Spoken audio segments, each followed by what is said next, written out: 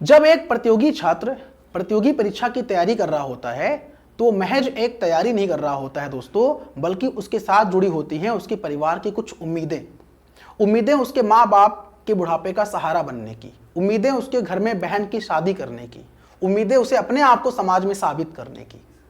दोस्तों ये एक बेरोजगार की पीड़ा है। दौलत शोहरत नहीं चाहता, मैं सम्मान चाहता हूं, मैं बेरोजगार हूं जनाब, मैं रोजगार चाहता हूं। थक गया हूं पन्नों पर लिख लिख कर, अब थोड़ा सा सुकून और आराम चाहता हूं, मैं बेरोजगार हूं जनाब, मैं रोजगार चाहता हूं। इस बेजान सी शरीर में अब मैं जान चाहता हूं, इस घुटन भरी जिंदगी से अब आसमां में उड़ान चाहता हूं। ढेरों डिग्रियां हाथों में है, अब मैं उनका मुकाम चाहता हूं, बेरोजगार हूं जनाब, मैं रोजगार चाहता हूं। उम्र ढल रही है, ढलती हुई उम्र में अब मैं आराम चाहता हूं। ढलती हुई उम्र में अब मैं आराम चाहता हूं। किताबों को तख्ते पर रखकर मैं सो जाना चाहता हूं। सामाजिक हूं मैं, समाज में सम्मान चाहता हूं। बेरोजगार हूं जनाब, मैं रोजगार चाहता हूं। आंखों की झुर्रियां माथे पर सिकन, झड़ते हुए बाल और उनकी सफेदी, घिसी चप्पलें।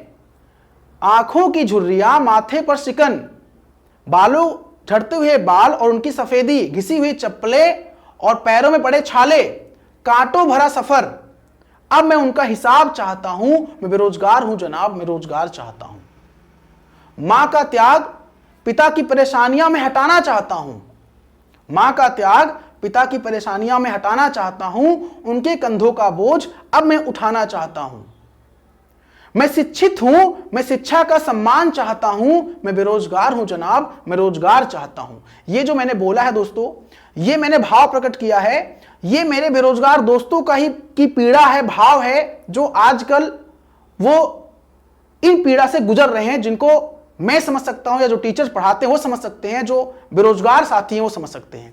मेरे साथी बेरोजगार इस वजह से नहीं है क्योंकि उनके अंदर योग्यता नहीं है। मेरे साथी बेरोजगार इस वजह से हैं क्योंकि सिस्टम ऐसा है। दोस्तों आप देख सकते हैं, ये बात मैं कर रहा हूं, मैंने बात जो शुरुआत करी वो बेरोजगारी से शुरुआत करी। सही बात है, आप यदि आज बेरोजगार हैं तो सिस्टम की वजह से हैं, आप खुद की वजह से नहीं है। दोस्तों यूपीएससी के बारे में बताना चाहेंगे। पेंडिंग रिजल्ट्स, कितने रिजल्ट्स पेंडिंग हैं, पेंडिंग एग्जाम्स, कितने एग्जाम्स पेंडिंग हैं। इन अभ्यर्थियों की व्यथा, जो मैंने अभी आपको व्यथा सुनाई है, मेरे मन में बहुत पीड़ा है, बहुत दुखी हूं मैं, जो अपनी बातों को आज मैं बयां कर रहा हूं। लेकिन कौन सुनने वाला है? कौन नेता, मंत्री, कौन अधिकारी, हायर अथॉरिटी, इस विभाग के सचिव, अध्यक्ष जी, या वहां के हायर अथॉरिटी, कौन सुनेगा मेरी बात को, या हमारे जो बेरोजगार साथी हैं उनकी बात को? आप देखिए, यहां पे आप खुद देखिए। अभी कुछ दिन पहले मैंने सेशन लिया था आईटीआई इंस्ट्रक्टर के बारे में। आप बताइए दोस्तों मुझे, 2015 का इंटरव्यू अभी पेंडिंग है, 2016 का इंटरव्यू अभी पेंडिंग है, कुछ अपडेट नहीं है, 2022 का रिजल्ट अभी पेंडिंग है। इसके लिए जिम्मेदार कौन इसके लिए रिस्पॉन्सिबल है? अभ्यर्थी क्या करे? मिडिल क्लास का ही एस्पिरेंट्स तैयारी कर रहा होता है, मिडिल क्लास के लोग ही तैयारी कर रहे होते हैं, कोई बहुत अमीर घर के नहीं होते जो तैयारी कर रहे होते हैं गवर्नमेंट एग्जाम के लिए, यूपीएससी एग्जाम के लिए। लेकिन मैं ये जो है जानना चाहता हूं कि यूपीएससी सुधरेगा कब? आखिर में कभी क्या इनके अधिकारी, इनके जो हायर अथॉरिटीज हैं या जो सचिव हैं, जो अध्यक्ष जी, उनको दिखता नहीं कितने एग्जाम्स पेंडिंग हैं, कितनी वैकेंसीज पेंडिंग हैं, इंटरव्यू होना पेंडिंग है, रिजल्ट आना पेंडिंग है? आखिर में कब तक? क्या ये यूपीएससी की बात मैं कर रहा हूं, क्या यूपीएससी अदर आयोग की तरह एक एग्जाम का कैलेंडर नहीं दे सकता कि ये वैकेंसी है, इसका ये एग्जाम डेट, क्या डेडलाइन नहीं दे सकता यूपीएससी? ये हम लोग जानना चाहते हैं। और जब धरना देने जाओ तो वहां पर अलग से ही बिहेव करोगे आप। जब लोग जाते हैं, कैंडिडेट्स जाते हैं, सचिव जी से, अध्यक्ष जी से मिलते हैं, तो उनको बस आश्वासन दिया जाता है कि आपका जो है बस प्रोसेस में है। आखिर में बताइए, ये आप बताइए मुझे, जो बच्चे मर चुके हैं, मैं बहुत व्यथित हूं, बहुत दुखी हूं, मैं रोना आ रहा अंदर से। इस आयोग ने जिंदगी बर्बाद कर दी। 2 अभ्यर्थी मर चुके हैं रिजल्ट का इंतजार करते करते और आगे का पता नहीं। मैं आईटीआई अनुदेशक भर्ती में और बहुत पीड़ा से गुजर रहा हूं। इनकी व्यथा को कौन सुनेगा? कौन सुनेगा इनकी व्यथा को? हम कहते हैं 2015, ऐसे मतलब मैं कोट कर रहा हूं, केवल आईटी इंस्ट्रक्टर की वैकेंसी कोट कर रहा हूं, बहुत सारी वैकेंसी है, नाम भी लूंगा अभी मैं। 2015 की वैकेंसी है, 2016 की वैकेंसी है। कौन इसके बारे में बात करेगा? कौन जिम्मेदारी लेगा इसका?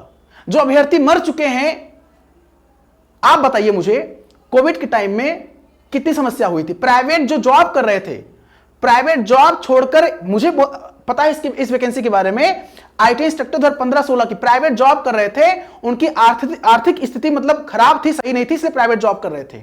उनके घर में कुछ दिक्कत आई माता पिता को लेकर, घर आ गए और उसी टाइम ये वैकेंसी का नोटिफिकेशन आ गया कि इसका एग्जाम होगा, और उसका एग्जाम भी नहीं हुआ, और फिर से इंटरव्यू का, और वो आज बेरोजगार लोग हैं। आप सोचिए इनकी व्यथा। अब ये जो एस्पिरेंट्स हैं, बताइए आप कौन जिम्मेदारी लेगा इनका? धन्यवाद सर इस बात के लिए। 2015 एंड 16 की वैकेंसी को भी आपने एड्रेस किया। अब रिजल्ट ना देखो, यहां पे ये चीज है, ये जिंदगी तो बेकार कर दी आयोग ने, शायद अब दूसरा जन्म लेना होगा मां बाप का सपना पूरा करने के लिए। सोचो आप, देखो यहां पर, ये सोचिए आप, ये मैं कोट कर रहा हूं, इस आयोग के बारे में कुछ कहना मतलब अपना दिमाग फिजूल खर्च करना, क्योंकि इस पर किसी की बात का तनिक भी असर नहीं पड़ता। पूरे देश का सबसे निकम्मा आयोग है, इसके कारण बहुत लोग डिप्रेस्ड हैं। सर जी कुछ ऐसा उपाय कीजिए कि इस भर्ती संबंधित पूरा मैटर लखनऊ न्यूज़पेपर में, मतलब इसको उठाएगा कौन? कोई मीडिया, न्यूज़पेपर, बड़े यूट्यूबर, बड़े प्लेटफॉर्म? मैं तो बहुत छोटा सा व्यक्ति हूं, मैं उठा रहा हूं, पता नहीं मेरी बात पहुंचेगी वहां तक कि नहीं पहुंचेगी वहां तक। सोचिए, शर्म करो आयोग। मैं आईटीआई अनुदेशक की भर्ती से बहुत पीड़ा से गुजर रहा हूं। प्लीज इंस्ट्रक्टर 15-16 की वैकेंसी क्लियर करिए। बहुत बेकार आयोग है, यह 5 वर्षीय से 10 वर्षीय योजना के काम कर रहा है। सोचिए, यूपी ट्रिपल एस निकम्मी है। आप मतलब पूरा कमेंट्स पढ़िए, आप पढ़िए, पूरा कमेंट्स पढ़िए आप। देखिए ये कमेंट्स भर भर के कमेंट्स है, पढ़िए पूरा कमेंट्स, देखिए क्या क्या लिखा है। मतलब यूपी ट्रिपल एस क्या चाहता है भाई? अब असिस्टेंट अकाउंटेंट ऑडिटर का एग्जाम हुआ था, मतलब वैकेंसी 23 की आई थी, 23 से 530 पोस्ट के लिए आई थी ऑडिटर की, और 24 में 1828 पद के लिए आई थी, पोस्ट के लिए आई थी। एग्जाम हो चुका है, एटलीस्ट रिवाइज आंसर की तो दे दो आप 530 पोस्ट के लिए, और उसके बाद पता नहीं कितना टाइम लगाओगे आप रिजल्ट देने में।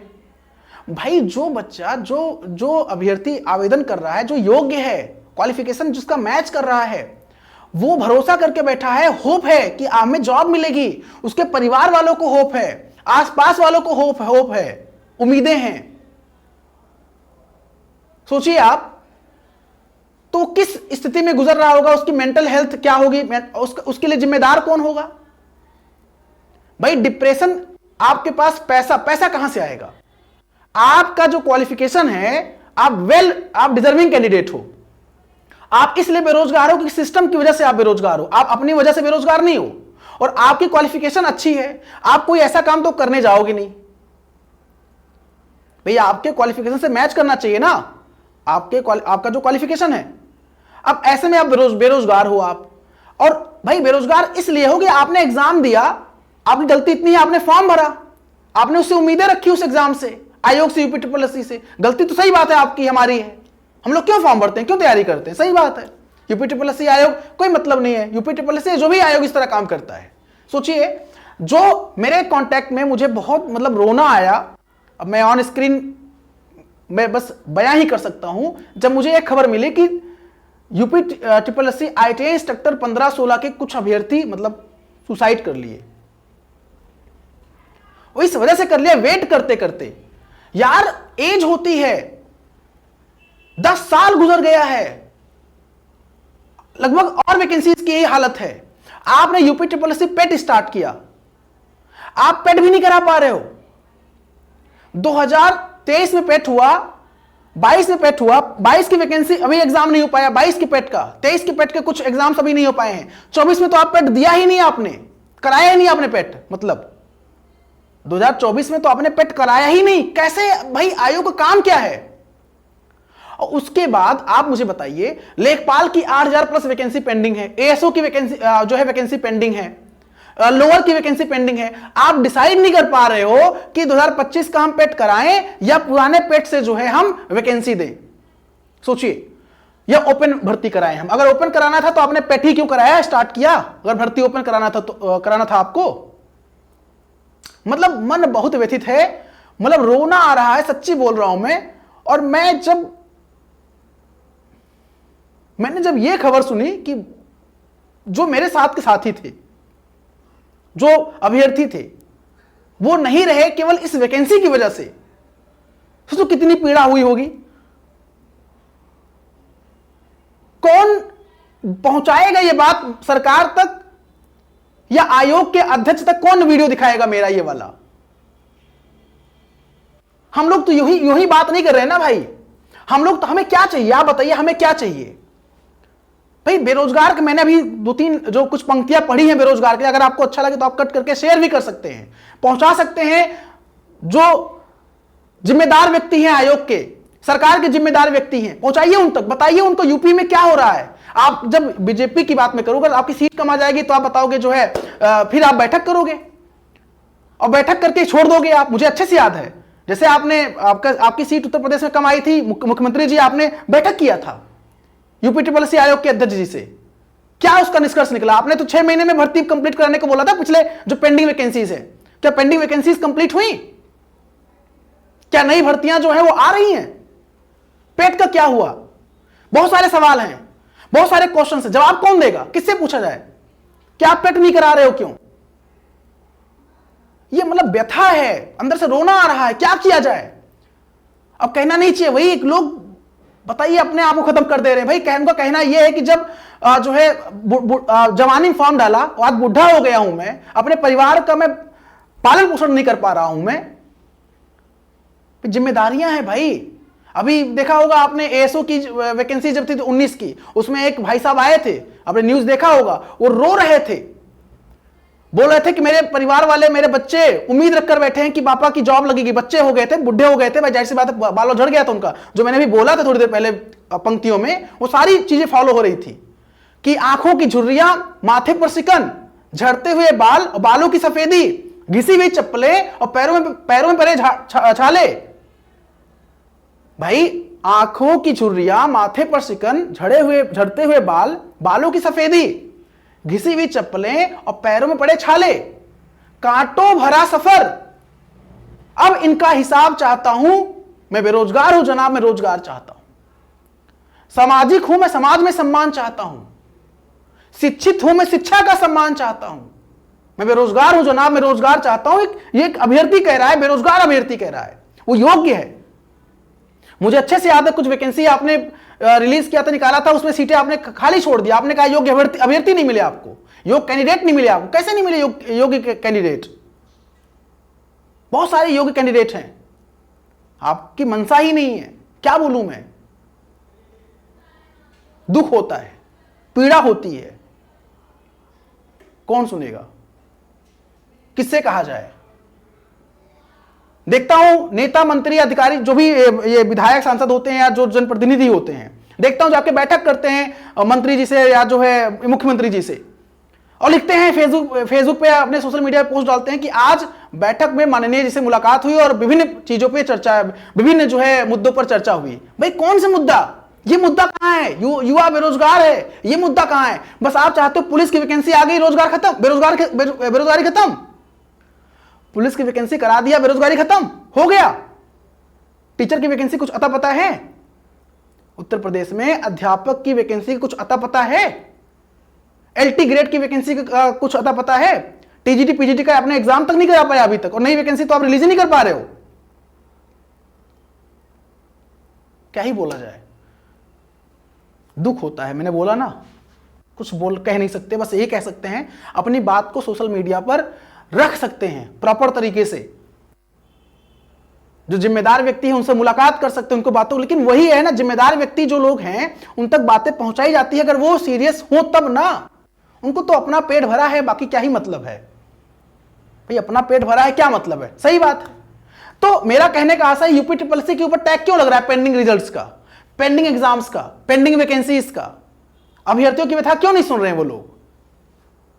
खैर, तो ये मेरा सेशन था, ये जो है UP triple S C exam को टारगेट करते हुए कि आप यूपी ट्रिपल एस सी आयोग सुधर जाओ, रिक्वेस्ट है, नहीं तो फिर वही है कि अब क्या ही कह सकते हैं। चलिए, धन्यवाद, थैंक यू सो मच, जय हिंद जय भारत। अच्छा लगा हो शेयर करिएगा आप लोग।